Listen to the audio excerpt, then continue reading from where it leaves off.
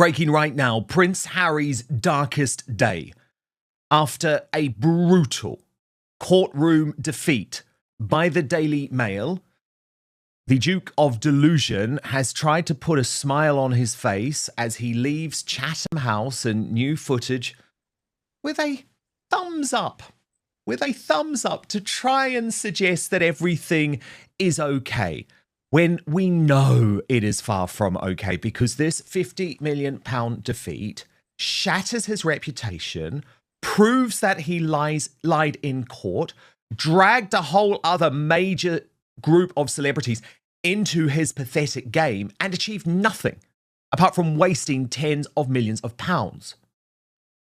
But this verdict has actually meant that another scandal has flown slightly under the radar. So we're going to start with this. Nicole Lampert, ironically a top journalist for the Daily Mail, revealing, as if Prince Harry's visit home to the UK wasn't controversial enough, his first visit was to support photographer friend Miss Anne Harriman. Harriman recently announced he was standing down as chair of the Southbank Centre after controversy over alleged antisemitism and putting his politics front and centre. Harry was a star guest at the premiere of a hagiography about Harriman. And there is, sure enough, a whole load of pictures of Harry at this highly controversial film, Shoot the People. Now, Harriman is not a good guy, but the other issue for the royal family is that he is a guy on the hard left. And it proves why King Charles was absolutely right to lock Prince Harry out of Buckingham Palace for this visit. Because at the first night in Britain, when he was meant to be staying at Buckingham Palace, he attended the Southbank Centre to see this film with Harriman wearing an anti-apartheid t-shirt. More on that shortly. But are you tired of being lied to by the media? Then subscribe to Outspoken. Real stories, real opinions, no censorship. It's totally free. Let's go. But just a little bit of background on Harriman, because it's very important. Last month, he announced that he would step down from his role after becoming embroiled in controversy over remarks he made online that were reported by The Telegraph. These included a claim that news outlets had omitted a Muslim victim from coverage of attacks in Golders Green. Harriman had also come under fire for reposting a claim that Donald Trump's daughter Ivanka Trump and her husband Jared Kushner, who are Jewish, were selling off the Albanian coastline to Jewish billionaires and an Israeli military project. In May, he was accused of comparing Reform UK's local election success with the Holocaust. Harriman's photography took off while covering the Black Lives Matter protests that erupted in the wake of the killing of George Floyd, and he has been friends with the Duke and Duchess of Sussex since, including photographing the couple for announcements during the COVID pandemic when they revealed to the world that they were expecting their daughter Lilibet. And Tom Sykes of The Royalist, who is not a big political guy, has revealed why it is terrible that this was the first image that Prince Harry decided to release to the world of him having arrived back home in this storm of controversy. Because he said that this t-shirt, right, for the anti-apartheid club is not an organization. It is a slogan of the pro-Palestinian solidarity movement and has become a staple of Palestinian-themed clothing brands, which, of course, have been marketed with taglines like "From South Africa to Palestine, we shall be free." And we know that that is a direct take on "From the River to the Sea." For Harriman, one of the most image-literate activists in Britain, to dress for the biggest photo call of the year in an anti-Israeli t-shirt is completely consistent with his brand. But for Harry, the author of a recent essay on the dangerous conflation of anti-Israel sentiment and anti-Jewish hatred, to stand beside him for pictures while he is wearing that is a special kind of stupid. Harriman took a black and white photograph of Harry and a pregnant Meghan announcing they were expecting Lily, and has functioned as a de facto official photography for the country ever since. But the optics of doing so publicly while he is wearing that t-shirt after all of the chaos in recent days is, to put it mildly, crazy. All of this information about Harriman is in the public domain, yet Harry still decided this should be the first public appearance of the week. And a reminder that in May, Harry published a piece in the New Statesman warning of a deeply troubling rise in antisemitism in Britain, arguing that British Jewish families were being made to feel unsafe in the country they call home, and cautioning that anguish over the devastation in Gaza and the wider Middle East was being dangerously conflated with prejudice against Jews. It read as complimentary to his father's own visible outreach to Jewish communities. So this guy, Prince Harry, right, is just a disaster. He's a total embarrassment. And this verdict, Neil and Christine Hamilton, I believe, should see him thrust out of the royal family officially. I think he should lose his title.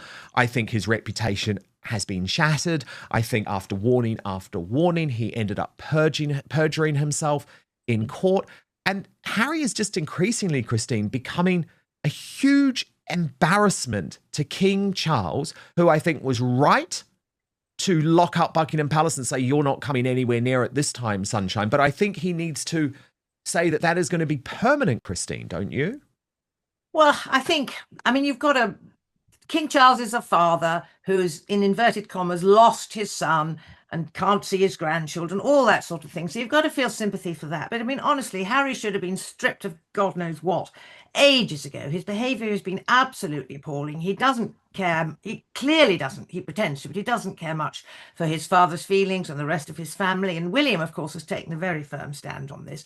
But that photo call, I didn't know about that, so I've just learnt it now from you. Unbelievably stupid. We all know that he's the dumbest member of the royal family, but how could... Surely he's got people advising him. Surely people could say, hang on a minute, you're in trouble anyway.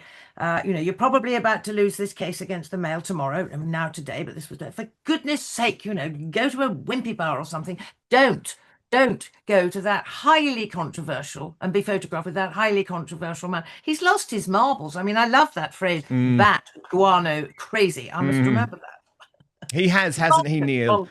He's just lost it.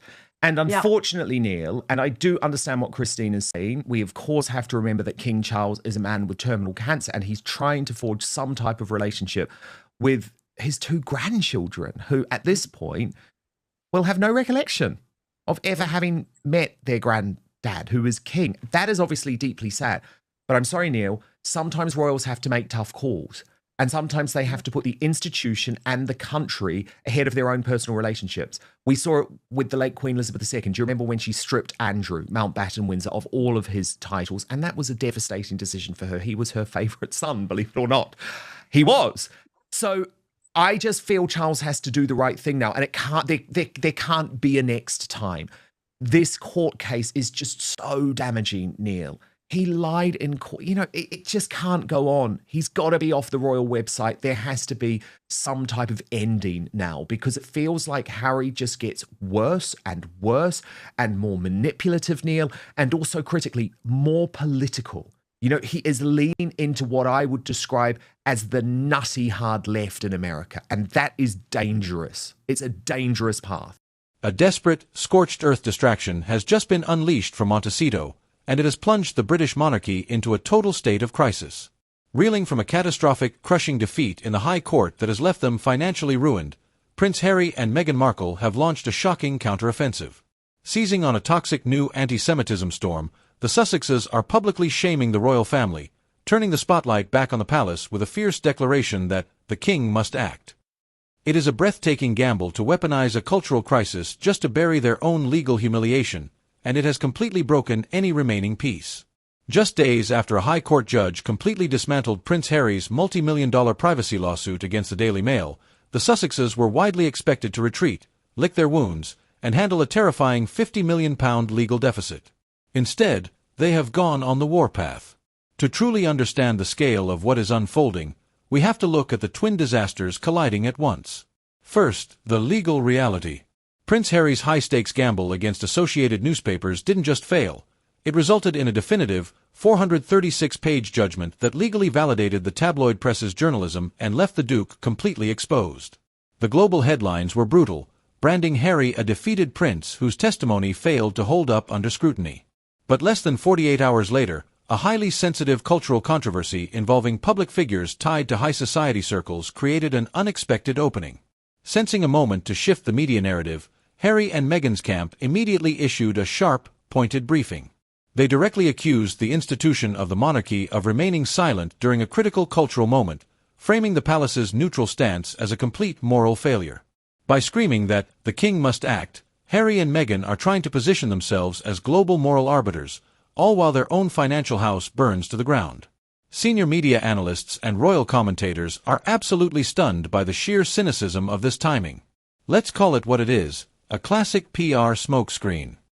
Now, I do feel very sorry for the king because Harry is the prodigal son, but he's returned far too early. In fact, he should never return, in my view, given his appalling behaviour towards his own family. And it's utterly disgraceful that he's denying his children the opportunity to get to know their grandfather. I think that in family terms, it is a most cruel way for Harry to behave. We know that his principal PR advisor, of course, is the Duchess of Darkness, with whom he lives, and she'll be ramping it up behind the scenes. Oh, and what a great job she's doing, Neil. Exactly, quite right. And he can't see a cowpat wanting to step in it, wanting to jump into it. This is the tragedy. He is an absolute ocean-going 10-watt bulb, isn't he? And he just doesn't have the common sense, let alone intelligence, to see where his best interests lie. And this serial litigation that he's entered into, I'm on his side to an extent. Nobody in their right mind supports phone hacking and things like that. And no, we've been the victims of it ourselves, and actually we've taken money from Rupert Murdoch as a consequence. It was appalling. It was disgusting, but it wasn't being done against him at the Mail. That's the point. Yeah, exactly. Yeah, exactly. That's the point. And he allowed David Sherborne, the slippery lawyer, to just convince him of a conspiracy that, remember, it's just important to point out, this was driven by criminals, criminal phone hackers and investigators and everything involved in Byline Times and hacked off, Max Mosley's money, Hugh Grant's campaigning. And he convinced himself via David Sherborne that all of this had happened to him. It had never happened. It was a fantasy. But before we come to that, I do just, you've raised the point of the children. And Christine, there's something really horrible that is going on with the children, because, Buckingham Palace now just accepts as fact that Prince Harry is emotionally trying to blackmail King Charles.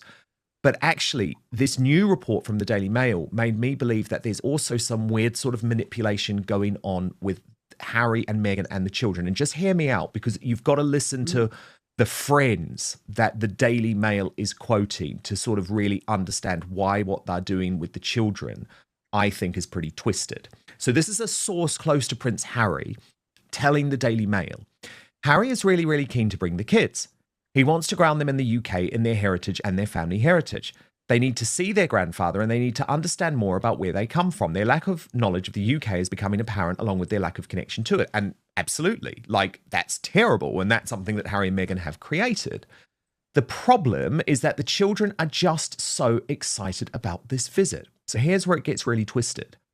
They were told already some time ago that they are coming, and they are beside themselves with excitement. They have been hopping up and down about coming here. They are really excited about the trip. They've been talking about it for months. Harry and Meghan have been telling them about the UK. Harry doesn't want to disappoint them. There's nothing from him to say either way at the moment, for sure. But the feeling I get is that he will find a way to make it happen for them, the children, in a way that everyone is happy with. He will try to be the bigger person and bring them anyway. Now, I'm sorry, Christine, you don't play those games with young children.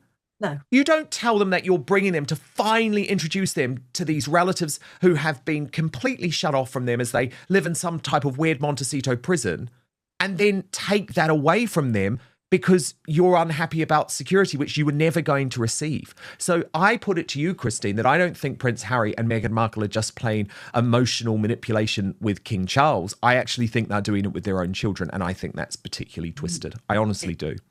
Absolutely. If that is true, that the children were told some time ago that they're going to meet their grandfather, who happens to be king, and they'll have seen photographs of him and they'll be really excited about that. If they were told all that, and then suddenly, because of Harry and Meghan's appalling manipulation of the situation, it's all about them, isn't it? But if they have brought their children into it in this way, I would have hoped that they hadn't told the children that they might be going to England until they knew definitely that they were going to. I mean, yes, he is a thicko, but I think he's actually a thoroughly nasty person, frankly. I mean, the way he turned on the royal family in his book, whatever it was called, Spare Part or something. It should have been called that. Well, it's short. Spare, there we are, Spare. I knew I was half right. It is absolutely appalling. And I have to say, I think it's frightfully funny that he was shut out of Buckingham Palace. I mean, I know it's undergoing renovation, but I mean, how many bedrooms must they have there? He was told, no, you can't come. Well, we've all had to suddenly make up a bed for somebody who's arrived unexpectedly. So the idea Sometimes me at your house. well, there you go. The idea that wasn't possible, it was just so transparent. But Yeah. I just think I'm afraid, I think she in particular is a thoroughly nasty piece of work. Well, And they're using trying it to. Oh, sorry, Christine. Finish it. Well, Yeah. it's finished. Well, they're trying to sort of paint this picture now, though, of him being a great father. Harry, this is, because the source went on to tell the Daily Mail, everything Harry does now is as a father, not as a prince.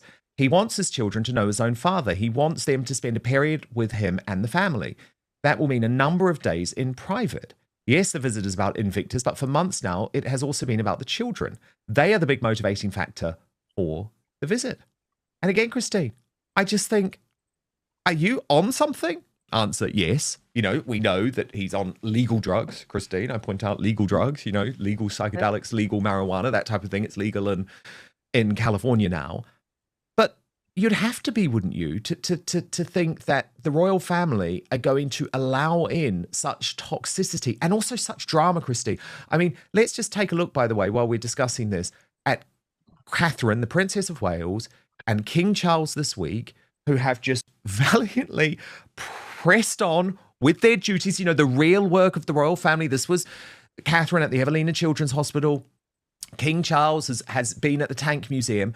And they are just so desperate to avoid the constant drama that Prince Harry and Meghan Markle bring into their lives.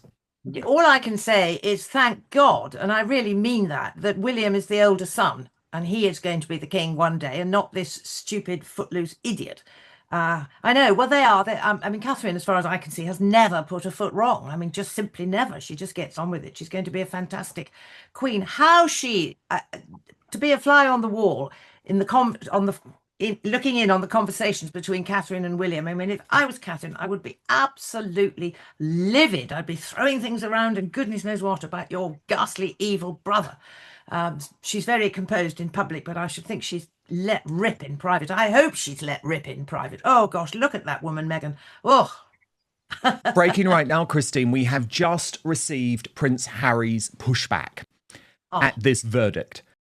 I think the reason it's worth listening to, I mean, I've just had a very quick look at that moment. I'm going to read it at the same time with you, so we'll learn this together. But I think the fact that he just cannot admit that he got this wrong and that he genuinely believes that there is some deep, dark conspiracy against him shows you that the man has lost the plot. So this statement has been released, and this makes me super sad, by the way, with Doreen Lawrence, who Harry dragged into this case. Remember Doreen Lawrence, for people who don't know, her son, Stephen Lawrence, was brutally murdered in a racist attack. And actually, it was Paul Dacre in the Daily Mail who backed Doreen Lawrence, who helped get the Stephen Lawrence killers convicted in some way. And he took a huge risk in doing so. And Harry has sort of destroyed that relationship. But look, this statement is just in. Of course, it is via Chris Shipp of Woke ITV, who has become a propagandist. And I just want to go through it with you because, reminder, Harry and every single celebrity lost on every count. There were over 90 counts in this case. And Justice Nicklin decided against Harry and the plaintiffs in every single one of them. This is Harry's statement. We came to court seeking justice and accountability, but we have received neither. This judgment represents a complete reversal of the position which previous judges have taken in relation to the hacking claims successfully brought against both News Group newspapers and Mirror Group newspapers, who were represented by, at the time, the judge who made this decision. So see there, he's already suggesting there's a conspiracy. He's questioning the judge's motives. It's astonishing. Generic findings about various private investigators that were held by the courts in these parallel claims to have carried out unlawful activity at the very same time in relation to similar stories and well-known individuals have been wholly ignored. The fact that this court has chosen to dismiss them represents an inconsistency which is hard to understand or reconcile with common sense or the evidence heard in the courtroom itself. It is a complete and utter whitewash, but sadly not altogether unexpected. However, the lengths to which the court has gone to exonerate the Mail is as shocking as it is totally unwarranted. When the court says there is not sufficient evidence of wrongdoing despite the documents showing otherwise, then one does wonder how justice was ever going to be achieved. One need not look past when a private investigator for the Mail actually admitted on tape to having unlawfully blagged Baroness Lawrence, or when a journalist recorded the name of the private investigator she used to find out about highly sensitive medical information that even the Mail was too worried to publish, or when another investigator emailed one of the journalists with the actual British Airways seat number and ticketing details for a young girl simply visiting her boyfriend in return for payment. It feels here like one rule for the newspapers and another for the claimants. While the claimants presented evidence, Mail journalists simply gave denials, and the court chose uncritically to believe them, even in the face of inconsistencies, contradictions, and blatant untruths that were obvious to neutral observers in court when compared to the documents. We presented to the court evidence which we believe was compelling at the time and remains so now. We would like to thank our legal team for all their hard work and all the witnesses who were brave enough to come forward in the pursuit of justice. So effectively, what Harry is saying there is this is a conspiracy. And of course, that's completely nuts. Like, we're talking about one of the most privileged men in the world. There is no conspiracy against you, Prince Harry. And let me just remind you, there have been findings against newspapers that did break the law.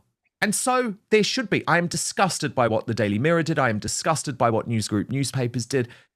But you're looking to bring down the Daily Mail when there was never the evidence. For years, the Sussex playbook has relied on a very specific formula. Whenever they suffer a massive public defeat, they immediately look for a systemic issue to attach their brand to, shifting the conversation from their failures to their alleged virtue. By dragging an incredibly serious antisemitism storm into their personal feud with the Windsor family, they aren't just taking aim at King Charles, they are attempting to rewrite history. They want the public to forget that a High Court judge just called Harry's legal claims a baseless fishing expedition.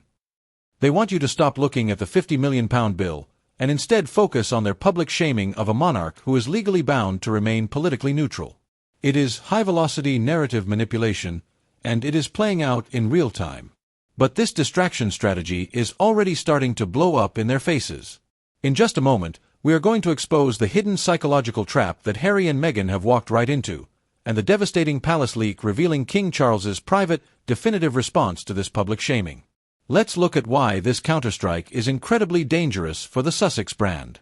By demanding that the king take public action on a complex geopolitical and cultural issue, Harry and Meghan are violating the fundamental rule of the British Constitution. The crown must remain above the political fray. Charles cannot simply issue emotional press releases whenever Montecito demands it. More importantly, this public shaming completely exposes the hypocrisy of the Sussexes' ongoing lifestyle.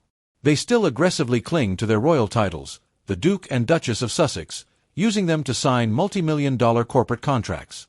Yet, they consistently use those very titles to attack and undermine the head of the institution that granted them. Critics are pointing out that if Harry and Meghan find the royal family's silence so profoundly shameful, the honorable thing to do would be to renounce their titles entirely. But they won't do that, because without the royal connection, their global commercial power evaporates. A High Court judge just ruled that suspicion is not proof in a courtroom, and the public is applying that exact same logic to Harry and Meghan's moral crusades.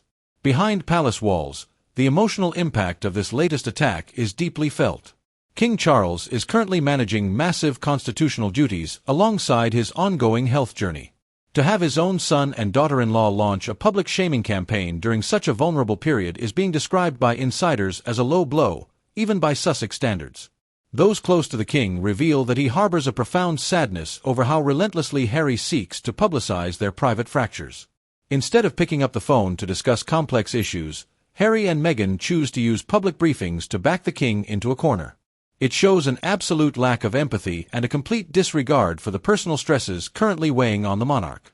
The weaponization of a cultural storm to settle a personal score has turned what should be a solemn family dynamic into a toxic, media-driven standoff. The strategy is backfiring rapidly because the British public and global commentators see straight through it. The headlines are no longer just about Harry losing his court case. They are now focused on the Sussexes' desperate attempts to save face. Legendary media figures are calling the move an outright disgrace, pointing out that using a highly sensitive issue like antisemitism for personal reputation management is a dangerous escalation. The Daily Mail publisher, freshly vindicated by the High Court, is moving forward aggressively with their financial demands, and the palace is refusing to take the bait. King Charles is maintaining a dignified, ironclad silence, effectively rendering the Sussexes' public demands completely powerless. Harry and Meghan wanted to look like powerful global leaders commanding a king, but they have ended up looking incredibly isolated and deeply reckless. This brings us to the ultimate endgame for the Sussex Empire. With their legal options permanently exhausted in the UK and their credibility severely damaged by the 436-page court ruling, Harry and Meghan have completely run out of conventional cards to play. Shaming the king was their nuclear option, a desperate attempt to force the palace into a public brawl that might make Harry look like a fighter again. But by ignoring the demands, Prince William and King Charles have shown the world that Montecito no longer dictates the royal agenda. Harry is left financially drained, legally defeated, and completely cut off from the family he continues to target. The line has been drawn in stone, and there is absolutely no turning back. The gamble has utterly failed, the palace has shut the door, and the Sussexes' attempt to shame the royal family has backfired completely. But now, I want to hear from you. Do you think Harry and Meghan are right to demand that the king must act, or is this just a cynical, desperate distraction to hide their humiliating high court defeat? Drop your thoughts in the comments section below. I'm jumping in right now to read your replies. Make sure to smash that like button if you found this breakdown insightful, subscribe to the channel, and hit that notification bell so you never miss a breaking royal update.